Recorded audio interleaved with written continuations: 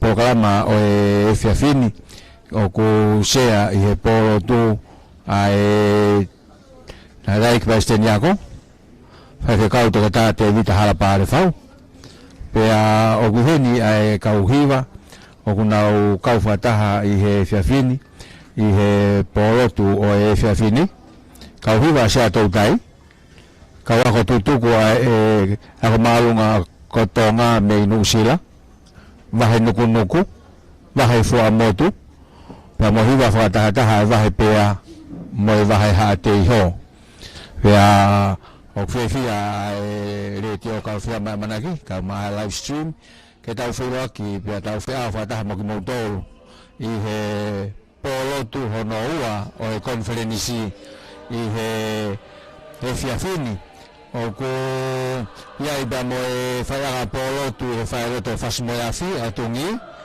ka maa whaianga polo tu taha ko horo o koris ko kun salo te ko ia ko tai rei ko tau pe hau eiki ka maa ki mauto ko tau pe tau whaianga ki retio ka maa ai ope o ko whia ai retio ka maa live stream ke tau kau whataha mo ki mauto I he polotu, ka koe polotu ia ai potu ngawe a ko polotu I he whailotu o whasi moe a fi ko ngawe whakalakalaka pia moe paanga pia koe whaianga polotu I he holo o kunsalo te ko ngawe whakalau maari e ia ai siasi ko ia o ku amanaki o ku wangolele atu ai whakamafola lea o fiafini kia te mautou ka maa mo ngahi loto whare ke tau kau whakataha I he taha ngahi o wau mahu inga o conferenation hui afu mahiwa ko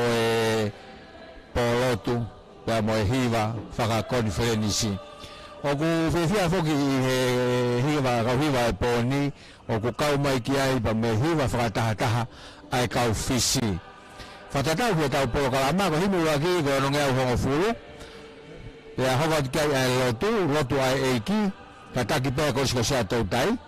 Rea taritari mo whawhiro aki e whai pea tangata I sea. Hiwa ai korisko sea tau tai. Ko rea ua ki o ku mea atu ai wai tona po tau ta ana mau I tau whaurungaki. Ko minista ako malolo. Hoko ai hiwa, ai wahe pea, whatataha mohate iho. Kai maa kau hiwa mei nusila ai ako maulunga o tonga.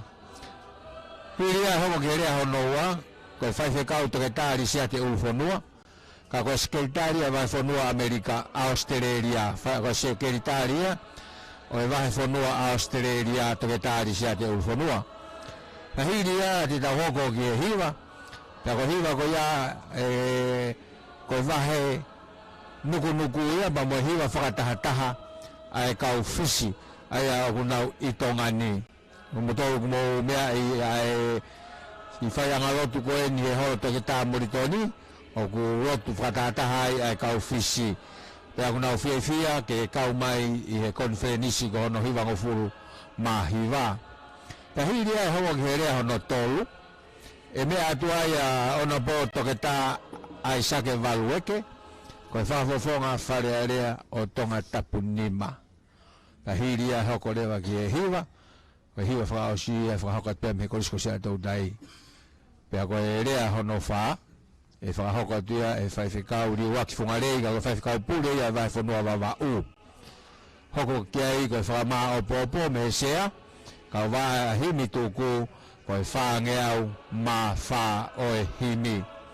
Koe au ku pehea e whiawhia ke tai rei ki mautoru, tau whanonga mai pia mo e konferenison hiwa o fulu mahiwa ma be he polot whailo aki he whiawhi o e aho tū site ta mo no kau hiwa maari e mo whakalau maari e na kamata aki ai whakawhailo aki pia hoko mo ia ai konferenis kakato pia mo whiri o e tatai ki paisteni ka maa sketari lahi ke tau whaka konferenisi wafe ua tolu, wafe ua. Tange koea ko mo mea I pe ko whakaongo atu, ko to tari rei pe he konferenisi no hiwa ngofuru mahiwa, ke hoko atu ai Palestine Lolotonga, te vita koa ia havea, ka umaa a sketahi lahi Lolotonga, vai whekau Alfereti Atiola i he lakanga Palestini pa mo skeitari o sias westri na tawatai na o tonga. Pai kai a koia pena hiri ana hoko atu pia mo e konferenisi whai whekau ta haia ngā hio wau mahuinga o whiri ai kau whai whekau ako i he konferenisi koe ni pia nge koia ko whakaongo atu i he hawhehoa kai umaa ai pesi ai interneti ai siasuesi na tawatai na tonga ai tokohongo fulmanima na e whiri e konferenisi whakawhai whekau ane e fiafi ke nau kokinau toluia ai sinihi kua whiri ki he whatongia koeni o e kau whai whekau ki he ngau e aisiasi o kamata i he konferenisi o e ta uafe ua tolu ama ai uafe ua wha pia ko e tahaia e ngahi whatongia mahuinga o e konferenisi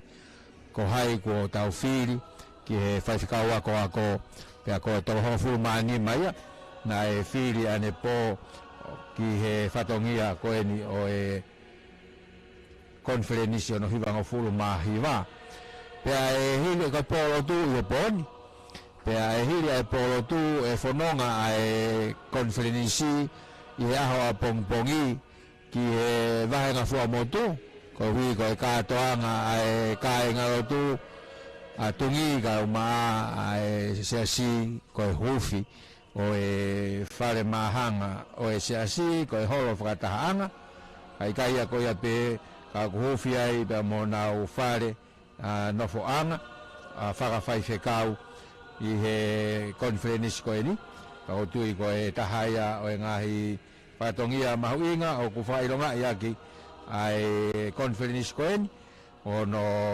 hufi o e whare whakatahaanga ko e ni ko e kau whai whekau na e whiri he konferenisi wa whai whekau ko merere i wao sa resi piureni hafoka merere pusiaki tu itu pou ka maa pane pasa kamitoni pita haangana sione lafitani fia nga helotu lerefi mo fuike tafea e poki tuliki hakau mai seri taweri waka he onesiri sione safi wasinga toni koloi ka maa pusi honohema ka maa abiri yuhilomu ko toko holong fulmani maya na fili e konferensi pega whakatawang ke tau whanonga lelei mo ki mautolu i he polotu o e konferensi pa mo e potu ngawe ako me i he whaerot centuri i he fiafini malobitu.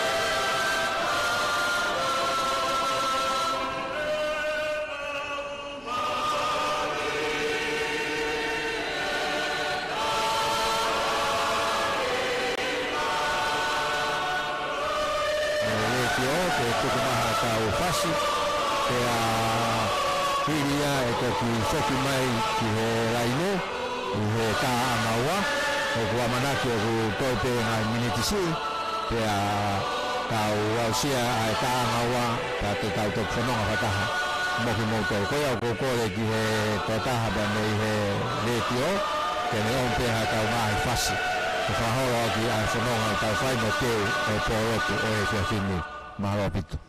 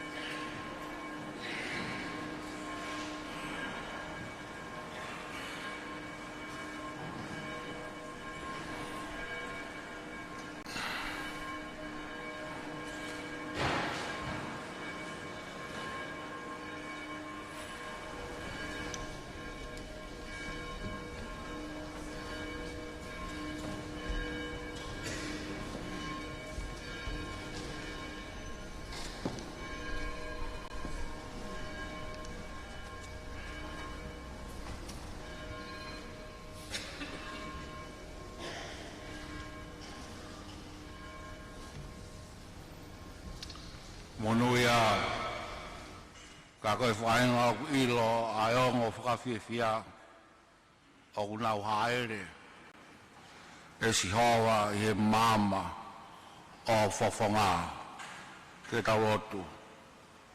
Hae mai e si hawa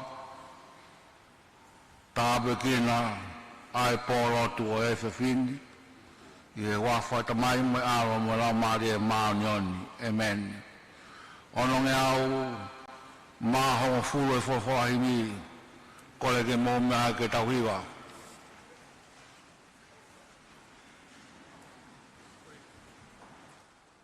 Oi ke utawa hoku mono ko te mau ai whanau i whau. Hoko ai mama ke pouri, hiki ai mate ke moui. Hoko mono e kukoroa, e te ongo i he taimi kotoa. Whakamooni, whakapapau, whare a eki a te au.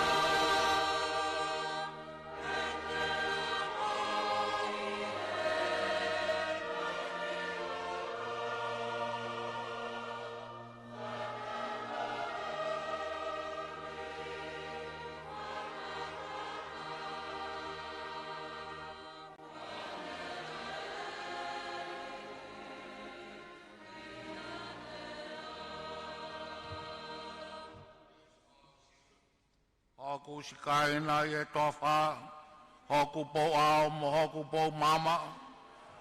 Tene au tāke ki e whunua, tene o hake ki e otoa. Hoku monue e kukoroa, e te ongo i he taimi kotoa. Whakamooni, whakapapau, whare ai ki a te au.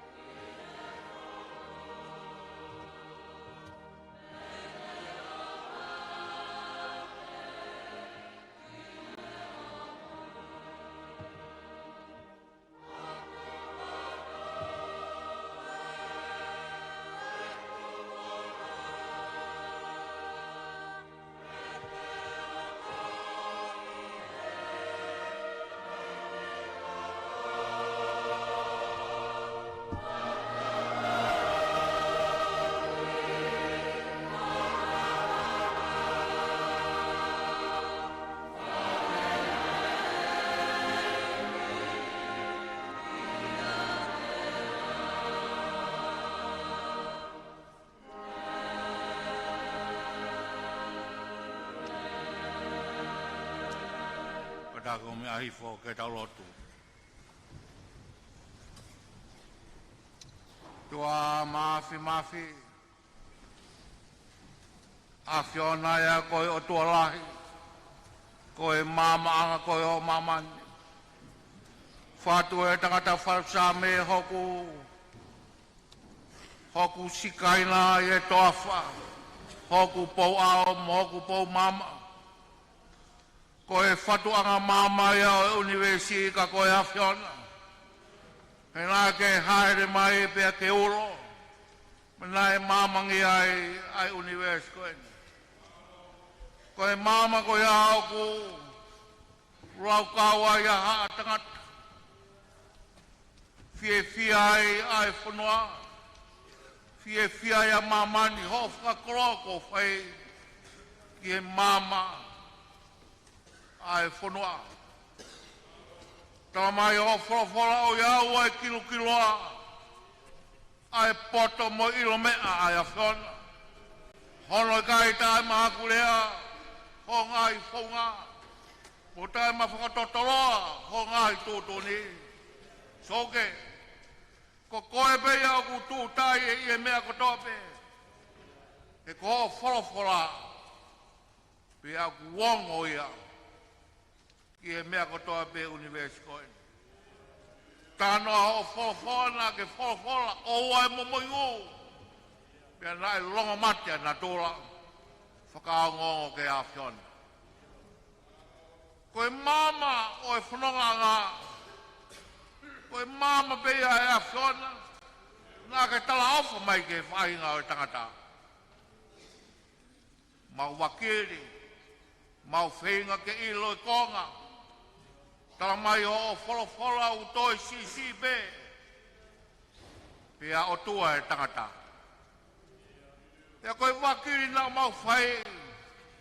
Mama ni ai ai whahinga. Kaku kei toi pe. Kei toi pe mama e a whiona. Ke holo a ke vai hala whanonga. Ke tau ia ke ai lotu i o mau whanuan. I kamata mai ai lotu. Ke o ke whanonga ato e tau uangi au e hake ai lotu i o mau ki whanuan. Nai om whakatabe mo e ako. Ko i ke tokoni ke whakamama. Pea mo aonga, mo maunga maari e. Aho whora kia tengi mautona. Ko e konga e ngahi mama nā ke whuaki mai. Ko ho whie mau ki e tangata tonga. Ke ilo loloto ki o whora.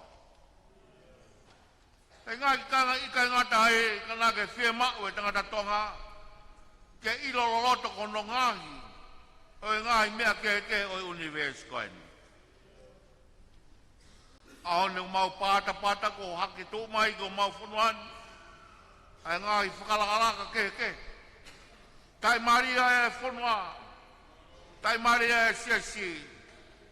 Iau koloa ia e ngahi whamiri. E whiawhine eiti. Ia moe pōlotu. O e ngahi potungao e ai siasi. Mau unat pe ke a whiona. E ku kei toi pe. Te kei toi pe mama e a whiona. O mau whenga. Ke mau hakonga si o e mama ko ia. Ke whaia kia e mau wako. I e roto whare o e sisi. Potungawe a koko e potungawe laita aia. A e sisi. Ke ne kau ngāwe ke ne ngāi ako anga. Ke ne kau whai ako. O nau whenga ke holo ai mama. Mo tafu ai ngahi. Mama o ngahi roto whare. Tēnā mo ui ai. A whio mai o ku mea heni. Tuka tā ana tau whelongaki. Tuka tā aisa keke. Tuka tā resi a te ulu whanua. E mo whai kauri waki whungarei. Ke omi ha tala noa marie. Ki a mea ke mau whai ke wakiri ke ilo. Ai konga pe. O e mama e a whiona. Omi e kaweinga e konfenis koeni. Ko e hoho mo e tawataina. Ka ko e tawataina. Ko e tahaya e ngai whatongia o e ako. Ko ono whakatawataina i o e tangata. Kene ilo e mama.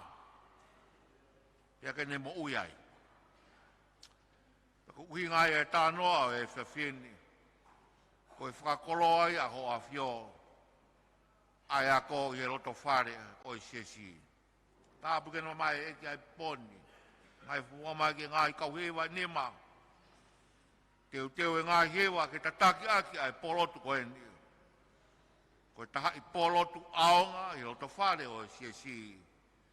Ki a ngai fufonga mai a ho a whio. Toko i maa whakato ki mau tori e whipin. Tā puke no mai e ngai kauhewa. Kau purehewa ka maa. e ngai kau whahiwa. O mau kai ngā whisi, nau heni, kai ngā ako tutoko e ako malunga tonga, mei a te uroa. E mo ngai kau hiwa, i o mau wahe ngani eiki, tā pukina mai. On beha leo rere, mau fia ai o hangai koe tānoa e whatu sāme. Monu ia e whahinga, o kuongo maari e ai fia. E koe a Fiona, te ke haa ere ke te kinau toro. Ka bukina wangi mau toro hei whawhini, pe whakatok mau kotoa. Mau rot mo korene, wafau si su Christ ko alo. Ka ko mau whamo ui. Amen.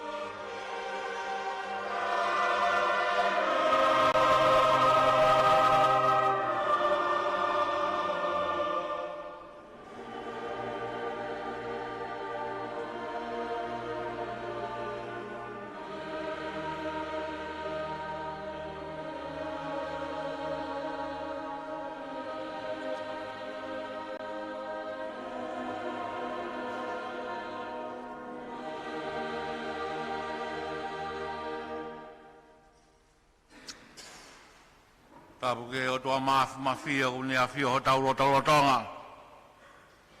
Ko tamai mo alo mo lau maare maonioni. Tapu ni a fio king tupo ono ka mai tahine kuini kuna nasi pau mo whare wa mo of. Tapu ke tatai po seno si. Ka mai ke konfenisi kakato hono hiwa mai wa. Atau ke kaurea o poni. Toke tā ana maui tau whiurungaki. Toke tā risiate uru whanua. Toke tā aisake eke. Ama a whaifkau liwaki whungarei. Atapa kati motore ngai kau hiwa mou mea heni. I saioni e pangai o tua. Tā mo ka pui e, a tā ke whakao atu a e taritari o e whiwhini. Ko puka e whenga maari e koni ke whawhonga e potunga o e ako e si, ke taritari re e kaurea o e poni, ka mai e kau hiwa eiki, o e polo tuako o e konferenisi. Mo mea pika e mo tolu e tunga au kai ako, pe mo whanonga mai ako i ho tau whanua. Ngā ako mo ako ai siesi. Tuku peke kaurea ke nau tuki whama au pōpo mai ai tunga au kai tau ngā ako ngā. E ngai kau hewa nima, o tau kau kata e polotu o e whewhini. Kau hewa ai koisia tau tai, unau tataki ai whatongi a koen. I heni ma moe kau hewa, ai wahenga pea mo hateho. I hene kau hewa a Nusila, ako marunga tonga, kois tutuku ako marunga tonga, nau lawa mai me a te uroa. I hene kau hewa whakatataha e kai ngā whisi. Ako hene ai kau hewa, ai wahenga nuku noko. Ngai kau hewa e kia, ko mu mea mai,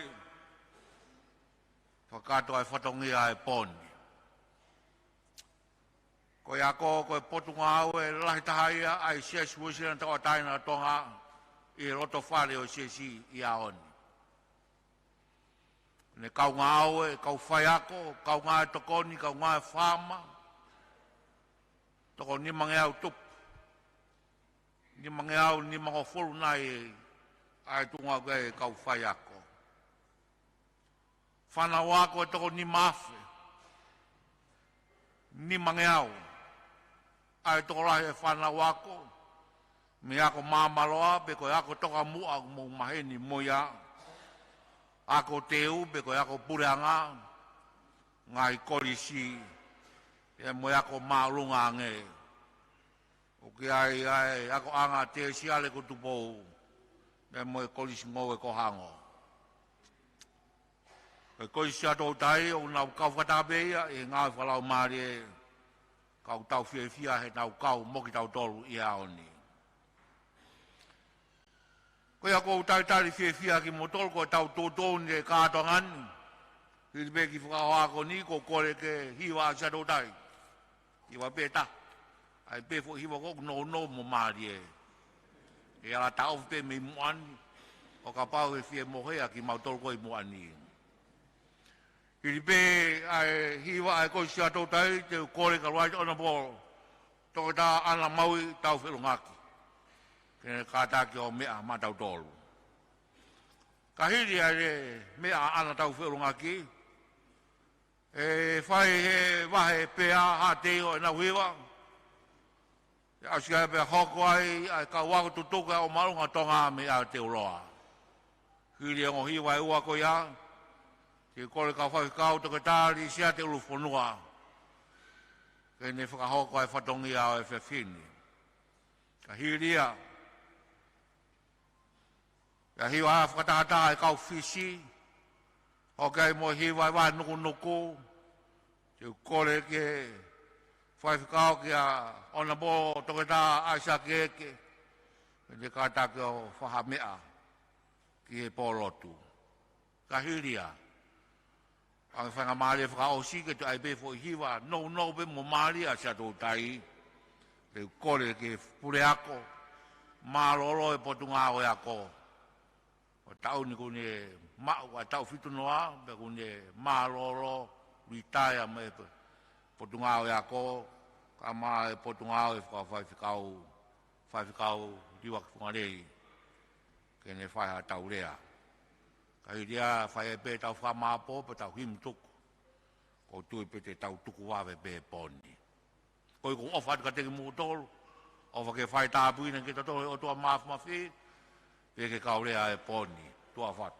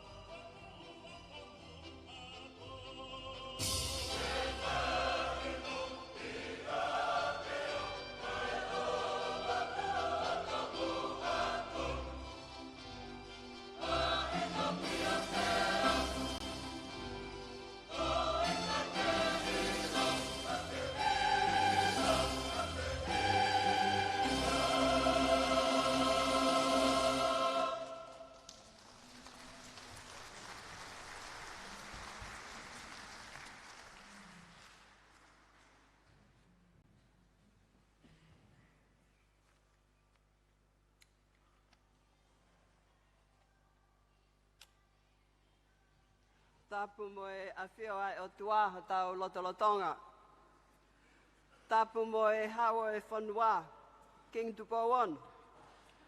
Tapu moe tahine kuini, nanga spau tuku ah. Tapu moe sea, whai whikau te evita harapare whau. Koe Palestine ako, moe eik minista ako malolo. Tapu moe kau hiwa eiki o e polo tuni. Pea tapu foki mo kau ngā rea i he whiawhini, whai whikau toke tāri se ate ulfonua, Honorable toke tā aisake eke, pea mo whai whikau liwaki funga lei. Pea kore ke huwhanga he whakatapu kakato kua whea e he sea. Ka tā me whine motuani ke whakahoko atu koloa kua whakamonu aki au i he whiawhini. O ko uraktuka e whakamalo ke tui o langi. Hene kei o whae ki tau tolu aki ai manawa mo ui. Pene o mai ho tau whainga maarie ke tau whai ai hono whinangalo. O wata e whakamalo te honga ke konferenisa no hiwanga full mahiwa. Hono whakau mai e whine motuani he polo tu whakawhetai o e whiawhini. Poko atu whaka mai whakamalo lahi ke kau hiwa eiki o e whiawhini. E ngā hiwa maalie mo mawhana te tau whanongo ki ai ke whakalangilangi aki ho tau eiki. Whakau whakatawange ke whai tāpu e kina mo whakaivia e peki mautoru i he ngahi whakahoko whatongia kotoa pē. Ko ka wenga e whai kiaha ki i poupou nou o e whiawhini o kupehe. Tonga, oa e wa inga aki ai whainga maari. Tonga, oa e wa inga aki ai whainga maari. I siulai e wāwhina tahiwa. Nau kau atuai ke konferenisi whakahapure anga o e University o Kalaisi i he Pasifiki. O whekau ake mo e kaweinga o e ako whakakaristiane.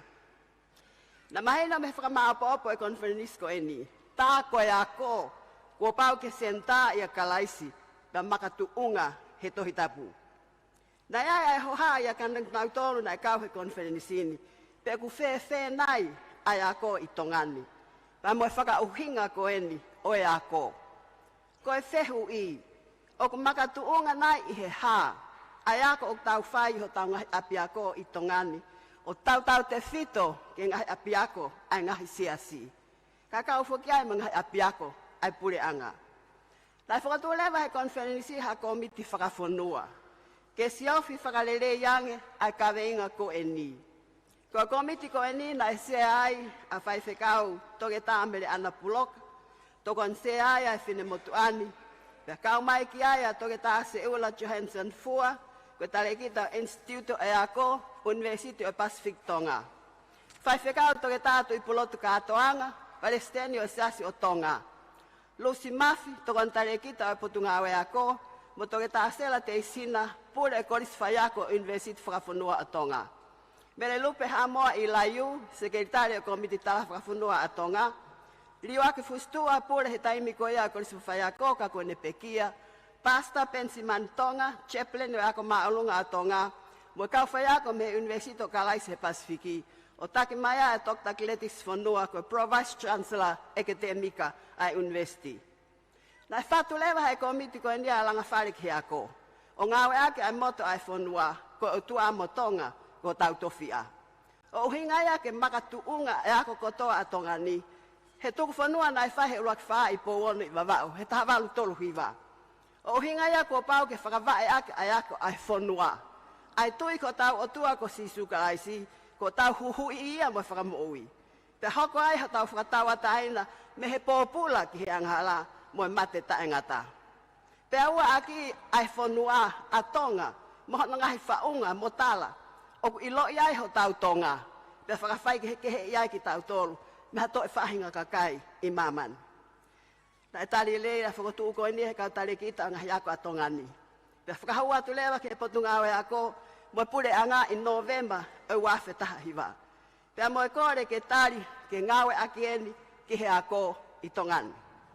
O kua o ki he ahoni, o te eki ke o maha tali, whaka-ofisiale me potunga awe ako ki he whakotu uko eni. E wanoa wataha, mo e wanoa woua. Na whakapaanga e nusila ha tokoni he patungawe ako, ke wakai ai whakahoko e palani ngawe ke ako, me wanoa mawha, ke wanoa tahiwa. Koe tau ia e tahanima. Wa makatuunga me yai mo atana ki ngai whakamatala mga fotu fo o me kakaio e whanua. Ki hato e whatu, hapalani ngā ue ki ako, he tau koe ni honga furu ki tāni maka hauko mai. Nā te tāke a kau ngā ue koe ni e toke tā se Ula Johansson fua, mo toke tā uhila mo langi fas. Ki hono kamatai o ngā ue koe ni, ka kau e toa e whine motu anu. Pa tok whai lewa e tāna ki mai ngai whakamatala ngai savea, ngai pōtala noa mo kakaio e whanua, me niwa fo'ou, niwa top tap, wawau hapai, ewa mo tonga tap, me he level ko toa pe o society tonga. Tai koa le lewa ke ngai potu ngā ue ako ko toa pe a tongani. Ke nau kau mai ke hono whatu, mo whakotu utuu ai palani ngā ue. Nai takianga e kau ngā ue e sa suesiriana e whaiwhikau toke tā unga tea kata. I hono whakama opa ngai mo ni mea, na e mai he kakai o whanua. Ke whakawa e mo kakano aka e ako i tongani. Na e mahino au pito ai whie mau ai kakai. Na nau piki ta e toi vei ua, he moto ai whanua me tuk whanua nei whai i pōgono. Ko utua mo tonga ko huktowhia. Ai ako ngahi mea na nau whie mau viviri, ke he kahau e nau whanau. Ko ulua ki peko e nau lotu. O hinga ini ke he lotu mo tui me whatu ake ulua ki whaa ai whanua. Ko e lotu whakakaristiane. Ai ako whakahai he sila ai whanua mo hono fuka. Ko kolosia ho tau eiki ko sisukalaisi. Pa koe lanuia e whanua, koe vai mo e tātā na e tawhe me no wakawaka he kolosi. Koe lanuia o i kuna mo e hao. Pa ko hana wā koe whanua a tonga, mono ngahi whaonga mo hono tala, e ne lea mga te whito i tui me whakakaukau. Pa ko hana tōlu koe whakafou mai ango me ako ni ai lotu mo e whanua, i he ako fungani o ku kau katoa ki ai. Pa aku whie mau ai kau whai ako ke karistiane he ngahi loki ako, mga hiako atongani. Tai whawa palani ngā ue koe ni. Paka whakahau atuan ke potu ngā ue ako, mo e pule a ngā i Septema o wanoa uoua. Paka wau ki ahoni, o te eki ke o mai hatari, ai pule a ngā mo potu ngā ue. Ka aku whakaha mai te hange ko ia, ke tari ke whakotuu ke alanga whare o ako o tua mo tonga ko huktowhia. Tokua aku whepaki ai onga whakotuuni, mo e konistu tone. He whakangofua he konistu tone ki tau ataina toko taha kotoa pe ki ene lotu, lea, whakakaukau, mo ene koloa. Kako ngahi mea ko ni o talamai he kakai o e whanua. Ke whao aki ang palani ngā ue ko ene ki he ako. Ko e toi whakamanatu mai peia ai visone ai ulaki whaaki tongan. Whakatatau ke whakamatala Maria e whaiwhikau toke taha Geoffrey Cummings. E hene lea ke tau ene awhio, e ena whinangala e tamatu i tupo wono, ke wahe atu ki he kakai o e whanua. Koe visone e tamatu i tupo uluaki ki tongani, o ku whakatata aki pe ai nima. Koe uluaki koe motu a tuhu, koe lotu uia. Ea koe tohu mua ngā tahia e nima, koe lotu whakakaristiane. E kai ke malawa, ai ngahi tuhu hono toe, ke whaha ngā ue, ta e kawai, ai lotu whakakaristiane. Ko hono wā koe uluaki tuhu, koe tuhu ia ku ngā ue aki ke tuhu ki mua, ai a koe a ko ia, o kune tuhu i mai ai halafunonga ki he kahau. Ko hono tolu koe tuhu ia i loto, koe tuhu loloa taha ia, aia koe whakalakalaka ia. Ko whanonga loloa ia ke kahau, ke whakalakalaka o e whanua, ke whakatupulaki maupe. Ko hono whaa koe tuhu ia o e mama mari, koe tuku whakaholo ia. Koe whakamaonga ia e nofu ai tonga, pea kupau ki hange koe nofu mari, ke tauhu ia ke morumaru, pea ke mauluta, pa piki ai ke tangata. Pea ko hono ni maa koe tuhu sisi itaha. Au kune whakafafonga i mai ai tau ataina. O whakamahino mai ai koe tau ataina i makatuunga ia he ngā ue ai tuhu e whāko e. Pea koe awhi ni maa lewa. Au kune whakafafonga i mai ai tamatu i, koe tamai ia. He koe au kune puke ai whanua, ke malu, melino, mauluta, whikoe koe i, mo whakalakalaka hono kakai. Aia koe moto ai whanua koe tua amotonga, ko huktowhia. O kune kātoe angahi me ani. Koe visone tau mama o ia e ulaki whaa maa tonga muhono kakai. Koe ngāwe e ua koe ni laku lawe ki ai, mo e whakotu ki he ako. Koe ngai bea ia o ku kei tui pi ki tai ki ai a kakai o e whanua, pe aku nau mamahi. Koe ngai mea ina ku nau whakaamu mai, ke ae mai ia mo e nau whanau, mo nau kahau. Hau tau whewhe ki tau tolu, sia sue siriana, mo e tau ngahi ako. Koe whea ngahi mea aku tau tui ki ai, mo whakamahu inga, ke whakavae aki ai ako e tau whanau. O tau whai mo oni nai, ai makatuunga e tau ako, ia sisu kalaisi mo ne fola pe ku tau hema ki tau tolu ke ngai whakaukau hake mai he ngai ahoni ko whakahoho loto ke whahinga tui whakamaman lahi ke to tonu ai tangata kai tuku ai tohi tapu mo oni whakautua nā ku toki lau pehe o ngongo e wikeni anga ono lahi Amerika he ngai ahoni ke toi whakaututuanga ai toko lahi anga ai peseti o kakai he whanua o ku ikai te nau toi tui nau tolu ke o tua pe te nau kau ke hasias e fe a tonga mo tau whanau he tau he ngofulu mo taha nima ka hoko mai ka pau te tau tuku ai o tua mo whanua ki tua me tau ako mo tau ngahi apiako na o mai pe hange ko ia na mea ki ai exia ai koloa fis mua e lotu e o tua o whakawhau mai he kau misinare pe mai ai pe mo koloa o e ako ko me anga awe ke tokoni kon tataki o kakai ke eiki ko si isu kalaisi mo ne whakamo ui kia te au ma ku whakaukau o ku ikai ke iaha toi me a mahu inga ange ia ka koe tau ako i e tau whanau ke nau tui whakapapau ko si isu kalaisi ko nau whakamo ui ia mo nau huhui pa koe e toko taha pe tene malawa o whakatau e taina ki nau tolu me ngai hai ko toa pe o anghala pa nau mau ko toa ai mo ui tangata o kou tui whakapapau na e kai ko hawhako tuutu e nia e ua ki he ako e he taimi nau ko e ni mo toi whakamanatu mai ai visona e ulak whaaki tongani mohono kakai ta mo komi nani te nane whai mo utua e po wono i wawau ko ha mea whakatupu koso pe tae uhinga o kou tui ko ngai parani fungani e na e otua ke whakapapau ko e tau whanau mo tonga e whakamo ui ki nau tolu ko toa ke mo ui tangata ko tau o mai ho tau ngai whakatokanga tonga e a o whanongo mai ki hoku reo ko au sihova ko mo otua oua e wainga aki ai whainga maari e sa sua siriana mo tonga tau tuhake ho tau koloa ke whakamonu ke tauhi ke mata tauhi ai kominanite na i whai powono ko taimilahi o tau mo ua mo ho haa ke ngai konvesi o whakamaman lahi mo ngai whakahuinga whakalao ke ngai fusi mo omo mo whainga taa whakainatula mo whakamatelie ke uni pore o kuwhihanga ngai mo tau kakai mo haka tupu e whanua te ambele mo ai e tau whakakaukau o ngalo ai o tua ai aku pule pe a ana angahi mea kotoa koia ai poto, ai koloa, ai whanau, ai taleniti, ai whanua mohono kakai o koutou whakamanatu atu ai he whiawhini ai palomesa ai o tua i mātiu wahai ono vesi tolu ka mau kumi moa i hono pule anga mo ma oni a ana pe ai atu mo ia foki ai ngahi mea ko ia kotoa ka mau kumi moa i hono pule anga mo ma oni a ana pe ai atu mo ia foki ai ngahi mea ko ia kotoa tonga o ai vai ngaki ai whainga maari e tua fatu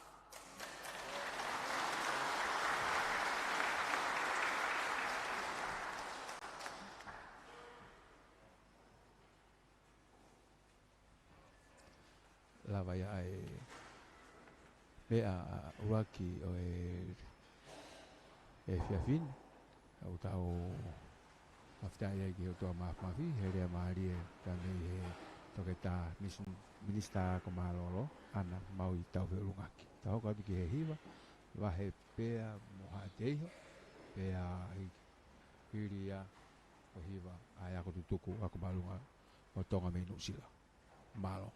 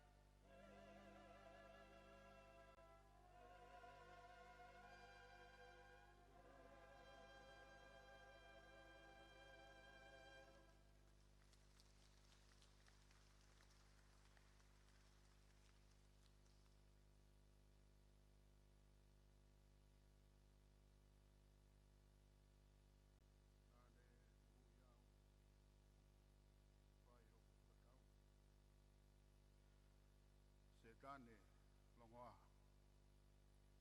tuku lau noa pe ofa mai be ha ku toi te upuket be ku fai ho ku whakatau a taina whawhira ka pe moe a whio toa ho tau loto tonga ta pe moe sea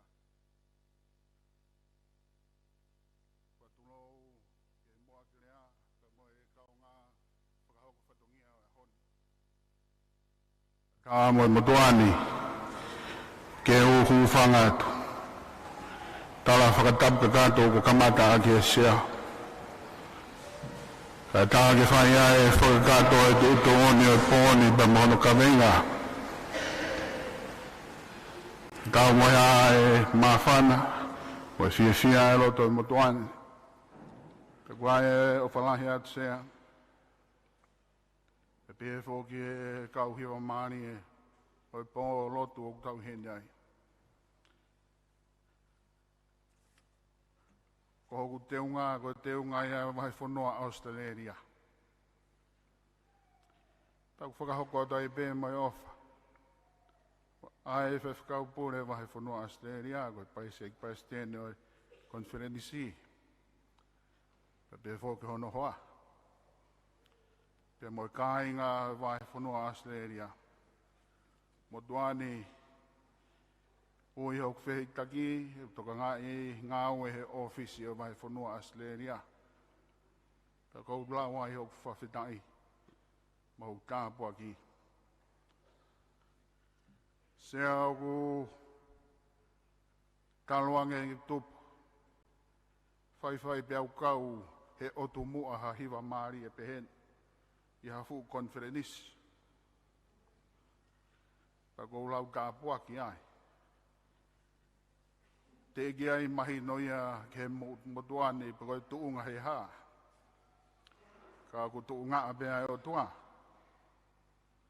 pa ko fa fitai mo fa malo ai i ia haka venga rea ia ko whakaino hena he moaklea ia e hala whanonga o e ako tau mo whanuana ko e tala noa a usia pēnia o ha maui ko huhui ko ne ilo hono huhui e ako ne whakapapau i ko whakatau a tāina ia mai whanua Australia o ku whia pē wakai atu ki kauhiwa pēa moha te iho mai ki potu ngau e whaia e ako ngā oe hingoa ko whia takalang ai tangata eiki o kāinga lotu ko pēa kau o kau i he konferenisi ko ni pēa ko manatu ko ki whamiri pē tahawalu Whiunga pēr mai o tumuane. Ka koe ahoni kou tuu pē i o whakakau e hingoa whikatarangi i he konferenisi hono hiwanga fulmahiwa. Ia e talano Amerie o e polo tū pēr mai konferenisi. Ia iha aho te mau inasi ai. Ka kou whawhitai pē kou māta ia. Ai mahwhana o e pōni. Mo tolu te gai ilo i lele iau, koe sea koe kwhai ako ia. Koe whai whikau pure o wawau, koe kwhai ako ia. Na utok hiki at beo ki Australia, e ua whe ua taha. Whanongo be ki he whakawhitai o i kuna COVID-19, ki he motuani ana e hoko COVID-19 ia o tāpuaki. He nai whakahino hoku alunga. E he COVID tahiwa.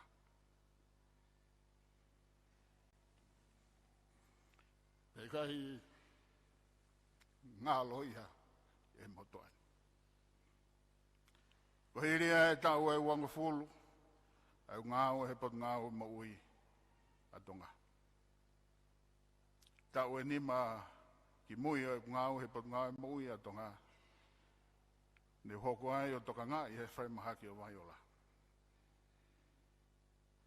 Te tok whai ai hiki atu. Te whalala mai ai konferenisi, ke o whakahoko ai ngā oe. Whia bēge whakahoko atu sea,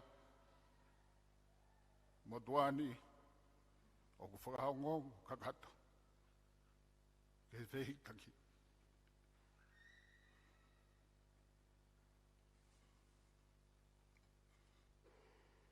Tālo pe whanau iau i toloa. Lautohi i toloa. Kolisi i toloa. Ma wahe pe o hako whakawhaito. Whoki mai e o mauhoa. O hoa o tui peu kui loto hena. O no hingoa ko hurita.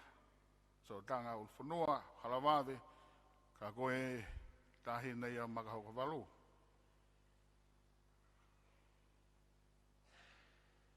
Ma mau whamiri pei toloa. Pea tupo ai ai whanau, pea ui ai konferensi. Koe au sia sea, koe hoa whanau tama pei ai konferensi. Tupu tono pe e loto whare se si. Ako i kore si fine. A honi koe uhinga e o kumai astreni ai. Koe ako e fellowship. E toka ngai ai hou eik whawhine. Koe ia e o ku whai e whiwhiria uhinga e po. Whai bea ngā hiwa mo e tala noa o mahino kia te ao. Ai uhinga o kui e o ke ukau he whatongiani. Ai to whahala o langi ke whakahino hino au pea mohoku whamiri. Ai tuku pā. Ke ngā ue ia ngā ue a sisi. Pea mo e whonua.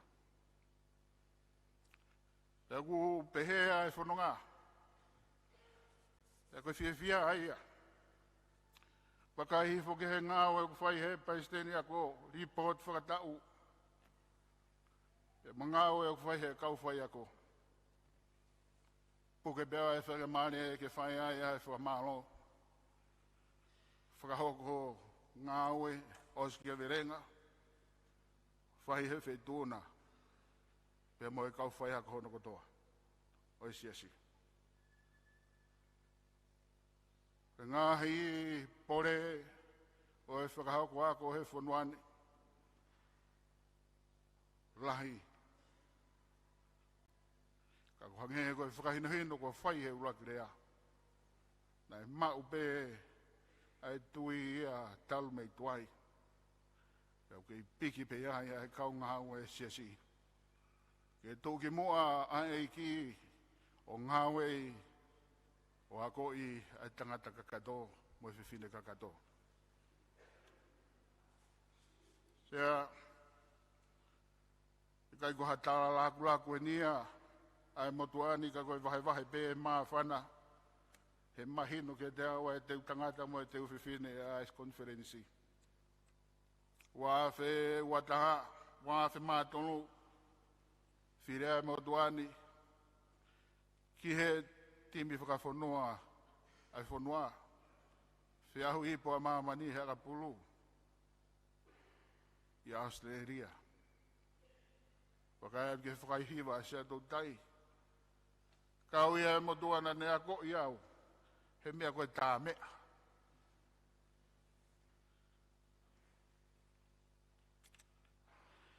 Te whaia e whenga e ako. A hori ku o mea e tutuni e konferensi ke he kuma ui. Ka kou whawhetai i he kou ilo a hoku hui. Mtai tohi tūki mua ia te upiki mau ki ai. e gongo e ku tau ataina. E whai hangawe a eiki. I hatapa pe, i ha wheitu pe. Pakai wa pe keri poti pe au fie hala whanonga. Whakamaro lahi atu. Whototo ko whai he mua kilea pe ko hoko. Mui kia e se asi. Pe se te au e le sisita kau whai ako. Ko kama whakahoko mo e ako, continuous professional development na kau ako, whai ako, whakawhetai.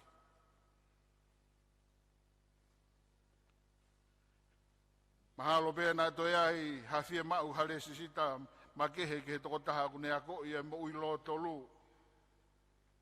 Ke tāna ki hato hawhia mau makehe, ko os whakahino i he rea ulaki. Pou atu, e whakotō ai ngā hipoa te. Whakotoi ngā whatongi ai konferensi ke whai mo tofa ha hala. Whakahino a whengawe aki mo hipoa te. Ke whai ai whetoko nā ki mo ngā hipiti ei, kaupure ako, ke whanonga o ka hau. O pehe ai maa whanai e sea, o poni, pakoe kurea peia. Whaka kato, whamaoni e mo ui, o mo ui hau kuhuhui, pia ko whai a hoku whakataua taina. Lewa maranga.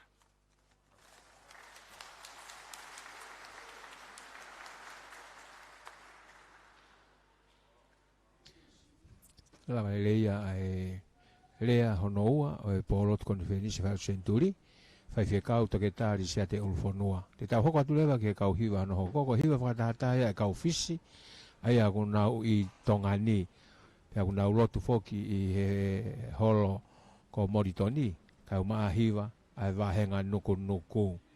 O tahai a whakakoloa, o e kau mai, ai kau fisi i he poni, ke tau kau whataha i he polotu.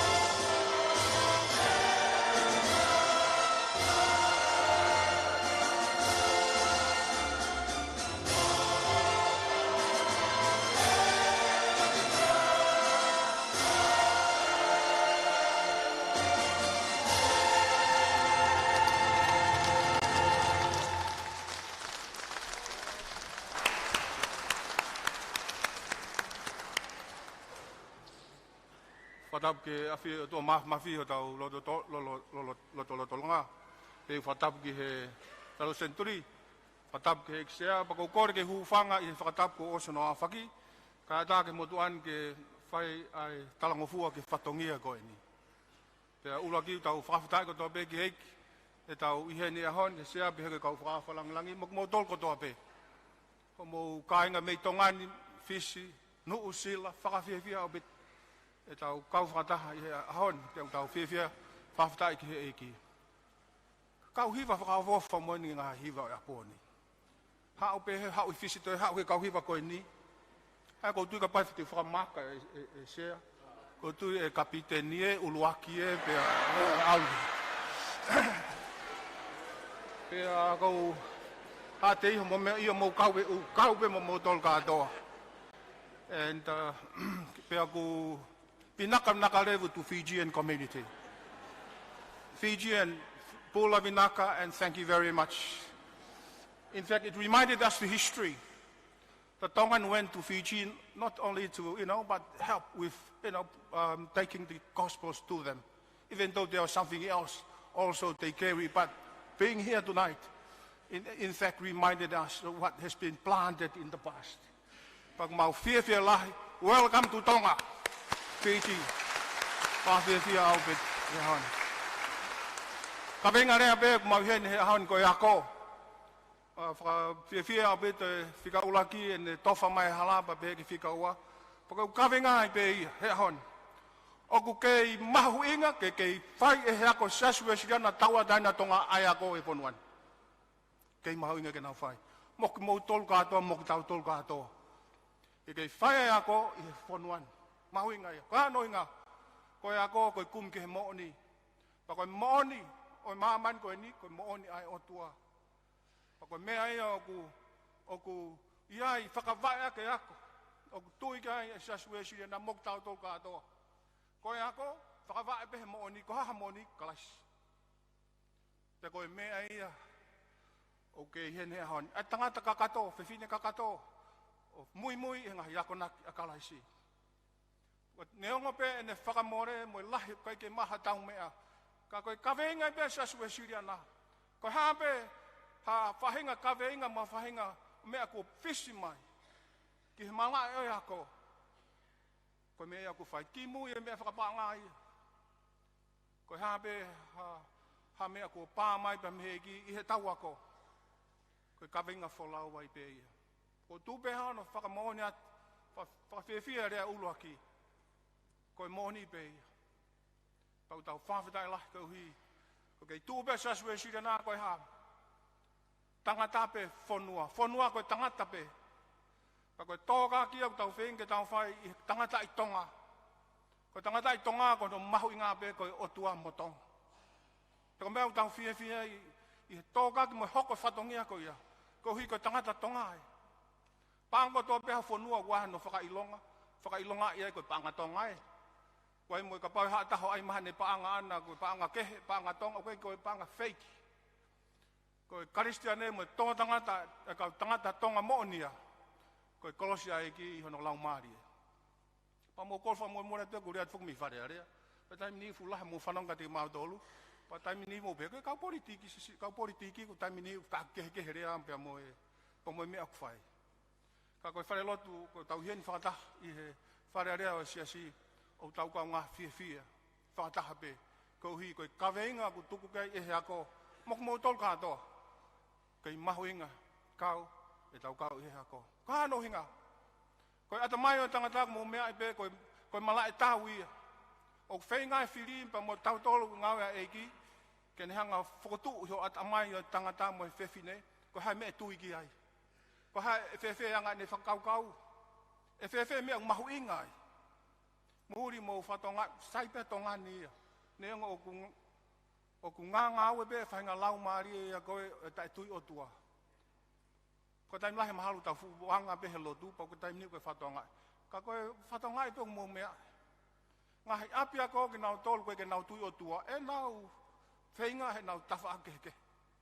E ngahi api a koe mo ngahi university whinge tōkaki. Koe mo o nia, koe mea bea tangata koe ke kaua o tua ai. Ka tau whakawhetai koe kau tangatau nau tūmai. Tama ikai. Tama e kau mea ko ia. Ko e ako ko saya nisi pa mo tui ko ngufumea ke pe ia. Te nau behe. Ko e kau lot whakaristiane. Ko e kakai whakapiko atu hufanga whakatapu. Ko e hoko pe fu ipalapare ma o tua. Hoko pe fu ipalapare ma o to e hao ko e mo ngafi. O tua nan whakatupu tok. Tama ka saisi. Mam to whakato tol ikai. Ko e ngai mea e lalta. Kau beha te kau lotu ikai. Ko sai ni sia ko mea ai lotu. Sai ni sia ko mea lotu. Na kai ke mea sai ni sia ka ko lotu ne mai ilo ko ia. Pa ko ne feu ia ke te whakata mo kai mo tol whakapiko. Mo to e whakakau ke loloto ang. Ngai mea ko tau hoko. O kai ko o tua ia. O kune mai ka te tau tol pa ko tamu ai tau ako feinga. Ke lava he atamai tangata pa mo fefine. Ako ki na tol ko hi ke na mateu teu e mo ui. Pa kai ngatai mateu teu ke kahau. Pakatui koe whatongi ai o tau kaukai i hasi. Taha ke ngai whakalaka ko hau e ahoni, ai mea ko AI, Artificial Intelligence. Pehe ko ngai aule tau e hua noa be tau noa meheni, lahi apito ngai ako i mo ngai ilo, e whai ngai misin ngai robot. Sea, mahana hataimi koe kau robot i unau hiva mai mehe. Ka koe mea ko tau whai, teu e kakai tonga ia, ke nau mateu teu ke ngai liriu koe mamani. Ko hi ka ha ka ke u ho ka bia su klais ke ho ba su klais ia pau tau tu ameria tau tol ke ka hao pa ko tu ko ta hai fatongi o yako asiasi ako pe tanga ta tolo loto o bitu ke tau tol ka to ai fola ai ki ko hi ki kai ngata pe he tau malanga le ka ke tau mu ia ko tonga fe mau ko tonga ena pe ha si su ka na tani la isleri moni ko ko hanu nga ilo moni ya koe. Ko tui ko fe mau ya ko i tonga ke ha ka tonga mon. Ka kai una flala ki heki. Te ftaki lele ki tau to. Ta hai nga me pala pare mai ko he hon. Ata kai alu ko ke mafana nge ko hanu hinga. Lere pe fahinga tangata tupulak fa ekonomi ka ke na fatonga. Pau ke tau ngai fa se tua ta mo to ngai ata kai. Kon fok mai. Tau to finga ka to ke fa tonton. Fa palani se me ko ya. Ko tau ko hoko Ukraine, pehe kau ako, wawe ako tangata ia ke ne ilo mea whakasai nisi. Kai tomu ia ne ako ke mea whakamolare. O kai ke ne ilo e ia, ai mea ako ko tau hono wā, pa mono kau ngāpi. Pea pehe ai ko aloe tau ako, o mālohi ia he whakasai nisi, o tau ilo mea ke whakauhak peki tau tō. O tui ko mahu inga ia, o tau kei tōkake ako i whanuani. Pea ko mea ko mau whiawhia ki mo tolu muri, mo watu peo whai mea tatau. Mau lawe i pe ngahi riri whai siasi. Mo tau tui whakatokate rini, ko hao peke siasi e ngahi mea koia. Ako tui ko mea tōkak, e tau ako ko hui ko teu e tangata mo e whiwhine. Ke nau maa klaisi e nau mo ui pekai ngatai, teu ke matao tau. Ko hui ke nau whai whatongia, o whakalere u nau haa nau o, ko hui ko whafonga o eki. Ko teu tangata whai siasi. O kai ko teu tangata ko hui ko siasi, malupo mai ako. Ka ko teu tangata siasi ia ko hui ko ha otua motonga. Tonga, o tua mo tonga. Toko mea kuma ua tō wat whai ngā ue, o tua mo tonga. Kai ke sio whakapukupuku ka tawha ikai. Nang e he pe koe ko hui na teu i koe. Ko hui pe koe ofa e ki na whai ka koe, pa alu whai pe ia. Ko tui koe ahon ni, whawhetai ke presteni ako, ai whakalaka e ako. Ko kamata ke hiki ai ako ia i whonuani, koe ākenga whau ia. Ai whenga ngahi ako siasi e kōrisipa mo ako whakaunvesti, ke nau pingai whakataha mo ngahi api ako mei muri. O sea ko skotu pou, Newington ki he, mo ngahi api ako i muri. Ko hui, ko ako whoko mea ka balang na nau mei moi. Pe ako mahu inga beke tau o whakataha mo kinau tō. Ko api ako koe ni Tertiary Institute, ako ni ako maalunga TTI, tau ko si ko toki kamata, fufua kamata ia. Me osa tau e wanoa, ai pokalama matai tohi koe kamata pokalama matai tohi i he pisinisi. Pea koe kamata tau kosi, futo lahi fukau tipiloma ia hei tongan. Lahi kau api ako ni mung hei api ako ke. Maha ku whae atu ia of ke tahafi e kau tipiloma. Ka koe alo akuan ke tawhaaki whakau investi, kamata tau kosi. Mahe no bit, whae nga ovange fitungo full ke nao mai ke nau kau i pokalama koe ni. Ka whangata pe fuka iwi. Tēnā kamata ke pek toko tau noa he tau kosi, pake tau nu hiki aka toko whango full.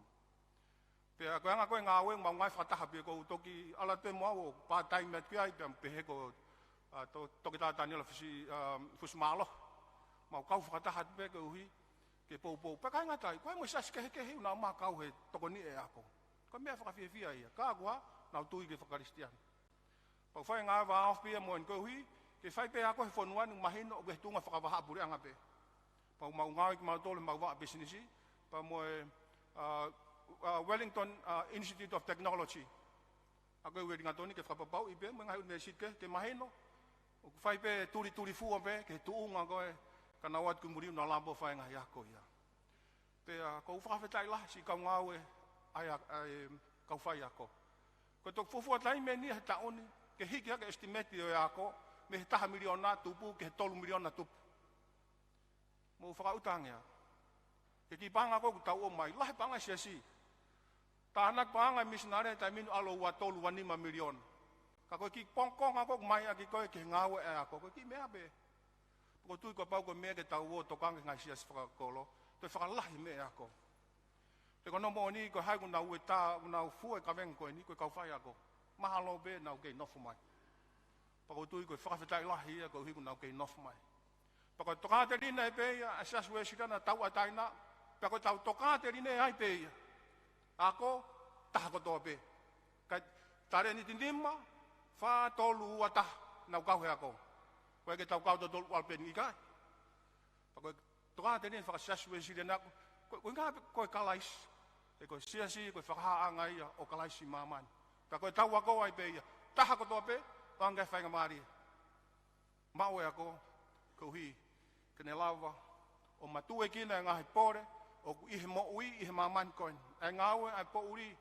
kene hanga o to atu tau dai na tangata pe mene ilo hano e ki pe mo fatu amerie pro tai pe nga me o tau fam ke pa to lo ne ngo pe fo ka wa te pe te tangata ai saswe si na tau tau fito ki to lo ka wa to i pe tori fa ka aset ka tamani hi ai aset mo nga me ke he ka he kai tu ku o fa ko pa be fa tau fatu nge ne ngo pe si me tau ma u ako tau lau mari hanga ko nga hiva na mo mai tam na mo hiva ma ospun na ma to gila to lo to lah ta ma io tonga fai me ko e ko fa ma lo lai fa ko fo nga te potunga ko ma lo mo tanak pang nga sia si no sila ma lo obit ta ko to te fa le da no sila asia ke ko sia si ko kolisi fe asia si tu ofi hat ka ko hai de ne to fai ga fa tangi ko mo tolu be te fai be ai tau ngau e mok modolo i hono fui pa mono to e tenga pulo atonga tau kau fata pe ke uhi ke utu pa ko tau pare pe ai ngau e ko ia e tau ngau he ako ko tau fia laka tau fanau i he mooni ko tau pare pe ia pa ko mone hai si sukalais e o se tai fai hala pure anga mau tol fare ko mea pe ia ka pa tonu mo no hu ia kilot ia lau mari tangata pe te no faile le ko hegen lava puke ki tau tol menga ya te ne lava o mau e loto lai tau ngau e pe ne ngo fai ngata pa kai ngata hi ko ka kai fatua meri ko tau to be tenga ko hi te tau ilang ja to te tau kau hi va ko ni tau ilang ha tau ilang pa ko ko pa tau so fa feta ke ki na mo fai be me na to ton be ke mo fai ko yo kwa talamonu ke ha ko mo hoko atu kau fai ako kata kau muri mok motol fema kau fai ako ia to sayang ko tau alu ko ni ako ke ngai matai to ko pi e fema kau ma ai ke fai ako ai ko tang manga ke ma a fema kau pi histi ki ai pa al ke to ta ko tui ko tau ngoi angan ko tau to luk pulo mai pe tau fana ko tui ma fa fetai ai to wa ki ako imuri pa pe hek motol tongan ai pa no time ke na o ma kau he to fai ta ngau e ko ni he ko tau ngau e tau tol ko hi pe ko tong ko o tuang mo tong ta kai nga ta ha o so tau fatong ya tau fa ta tau lang ko to pe ko tau mu ai pe tau ngau fa tawang he ki ma fi mo to si kau hi mo alat ki muri tau tol hen tal manu ai pe ke pu ke presten ya ko fai pe tau fatong ya ko ka kai o fa tu amerie ko lava na hu hui ko tau dain tau maman ni pa tau folong me mo man ko ni o ma ai moi tanga ta e vede fa ta tawa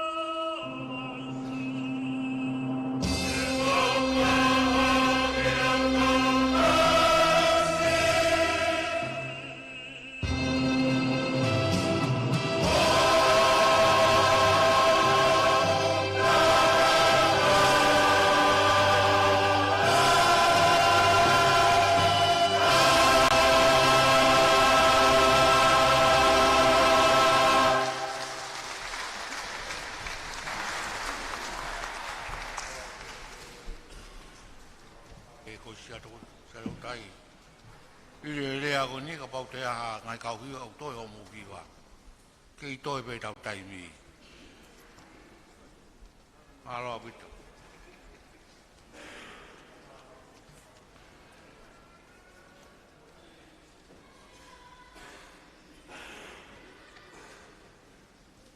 Ole u fanga de pe ka tabu o whakakato e tūtū ni ko whai ke te au I he polo tukoen. Mo mea mai beke mau kaurea. Hede toke tā e whā. Pea koa wene ko hanga whakaparanisi toke tā e whā ko ia koe ke hano āngata.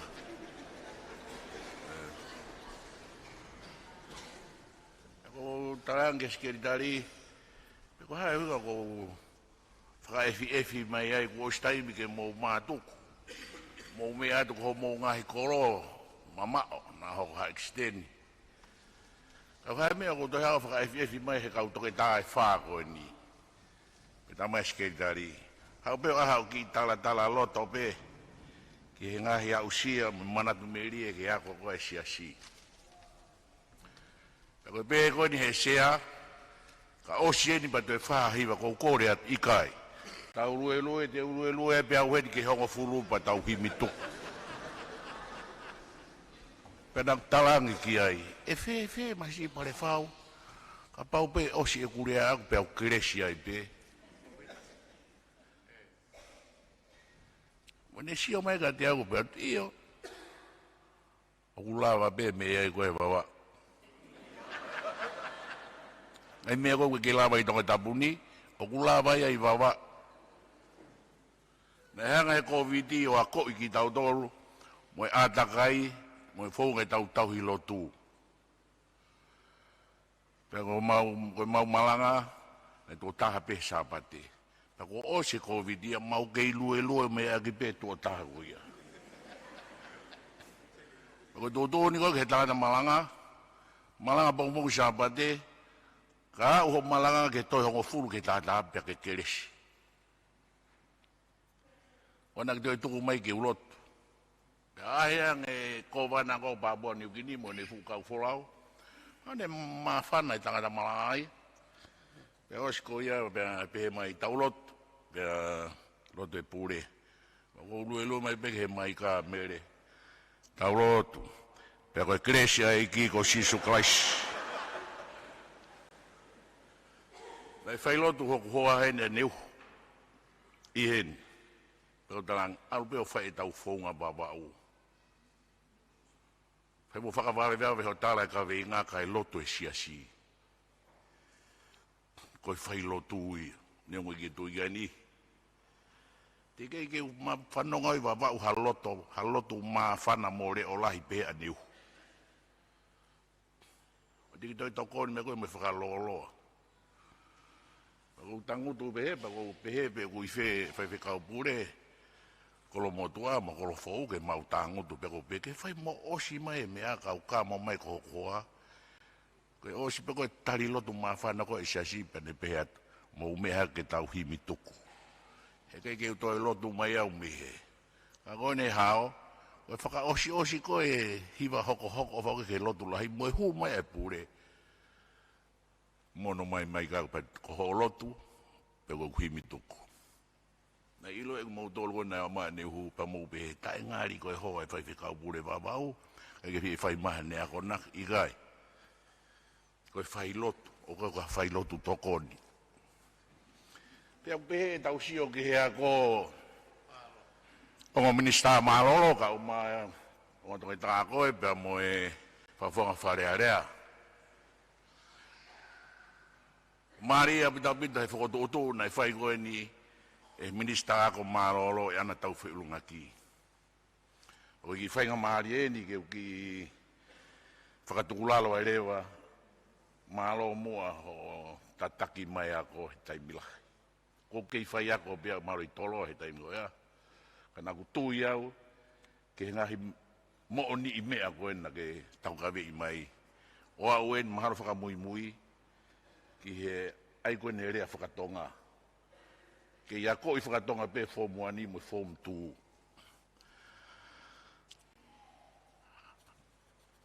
Whamea ange ai Paisteni, pe matalanoa, ki taim whaingofua whoki a sake, ke ma ki talanoa whakatoloa pe mawai, pau eke at pe mo ngahi mea, pau whakahuhu at pe ngahi mea, ko fia lai hap tabito, i tau ngawe ko ni o ke hanga ki riririu, ai anga koe e tau nanunga tau hilotu. Futai me ni fu motua. Tom ki alu whakatatau pa mo taimi. Me tau tauhi kakai. He kai, e alu kakai ke ngai whetu o whonga mana koange. Pea mea ange Paisteni, iako, o matoi ki inofo. Pau toi whiatu ki whakatukulalo koe ni. Pare whao. Ki tau koe no ko hao o puri a koe wawauni. Pea koe whekau puri hen. Tau eni hongo furu e ki wawauni. Ka kukori atu. Te ke lava whakafoo katoa ho mou ofisi ako. Koe fo i tau kai fo o weni. Fie mau ha ngahi lohu fo o uia. Ke ni hanga o lohu e ngahi tau kai ko ia. Nakata pia, but o di aro tara ke kao ngā aue. Ako tui ka pao hiki mai Paisteni ako o whetongi au i wawa umere. Tene toki pehe. Tako e he vani e nia. Koe tau e ne whaanga fulu maono e ku ngā ue he siasi. Tau e whaua koe whaiako. Koe tau lahi tae korisko tu bou. Pena ku pehe au na keke te hawhitu ui e laka he korisko tu bou. Pea unofo he ngai tau lahi pa tokon puri e. Pea uki mawahe mai kou aru pea uvesi. Taku laka ange a wawa uia. Laka ange a nomoka ia. Momo unga o rive. Au motonga he taimine tau wako. Ku alu yang koristupu aya ki olunga. Alu au pito pegi na waia. Motor ko inda hene taimina talalota e tahene piti sesi. O kui whea kua tu pou hai. Hono tu unga he taimini. Tiu talat, whaka ofa aga hapaia mo baba. Whaka ofa ange. Koe kau pea u kone yang koristupu a. O si ngoto vai ua e befanki a koe koe ni. Oke na toi sio mai nau ki mui. Na mea pe nau ai mua heo alu ai pe ai. Koe mea koe whikau koristutu koe na hiako koe ni fiu hono whinga. A koe whihui. E tau wako whakauesiri ana. Au na ko sivihu me eua ki tonga hai he taiwa ana wha. Pena kulawa mai ki tonga hai. Ne alange de ispegi tako ko Samuela Huakau. Pe os mai uke ta alanga afet mone o fai sivihu ko sivihu be moya ke high school ai siasi. Ta ko lava peki ai. Te lava peki atere. Pe ta mai tangata iki. Ta ki tonga ki alo hu ki high school ai siasi. Pe ma hu ai ki toloa. Tahiwa no ni ma ko kau high school. Koe whakau ana. Ke a ua ke he tōnga koe te mao sivi hai a, pe whi toko ange tōpou hai, koe karasi whoke tōlu, koe intermediate, pa moe living, pa moe metric. Ke whi toko ange ki tōloa, ngai whi karasi ko ia. E taimi ko ia ko sivi hua tōpou hai a ki sivi university nao tō. Koe whakau sake, ke li liu ai pe tōpou hai koe university ia. Mone laua ana. Te ke whahako ia. Kana e whae vi sone pehe. A kotu koe huingai na ilota si ke tari ke uha. O tawa noa tu ke hala whanonga na tau fau mai ai. Koe mau i toloa ko kau tama koe na whae a manake ke tau ngā aue siasi. Au na toli whetu ke sake.